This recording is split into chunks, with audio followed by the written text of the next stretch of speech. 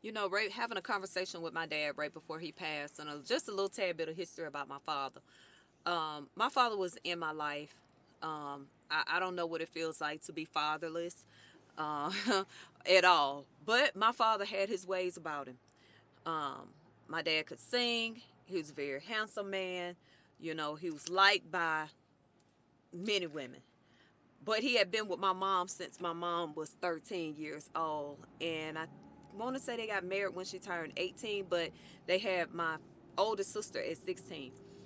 So that's just a little bit of history about him. But anyway, my dad lived a somewhat wild and reckless life. You know, I can't say that he wasn't a good father, but I mean, I can't say that he was a bad father. Excuse me, he was a good father in my eyesight. And one of the things that my dad told me before he passed away, because my dad was very, very protective. He was very protective of me, even you know, as I was a grown up. He was very protective of me. And he told me one time when he got really sick, and I took him to the doctor. He said, "I've always been very protective of you." He said because God had told him in a dream that everything that he had done to a woman, he would see it through his child. And he said he watched for years how men mistreated me and how I felt, and how he would, as my father, have to pick up the pieces of that. And he said, you know what? He said, I always tried to do my best as a father. He said, but looking at everything now, he said, I felt like I failed even as a father in that aspect. He said, because sometimes you put your kids in a position to reap what you've sown. And he said, and God punished me by allowing me to watch my daughter of my heart that I love so much, because my daddy would do anything in the world for me, lay down his life. Do you hear me? um, he said, I have to watch how men treat you, and you so good. He said, you so good. You good, you caring, you know, you go overboard, you're always there. My dad would call me head, and he would always say, if head can't fix it, it can't be fixed. And he said, you just come in, you just swoop in, and you just fix everything around you, and you make everything that's broken better.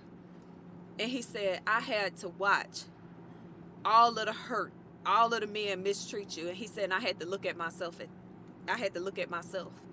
through that. All the women I had mistreated, the kids I had on your mom, the hurt and the pain.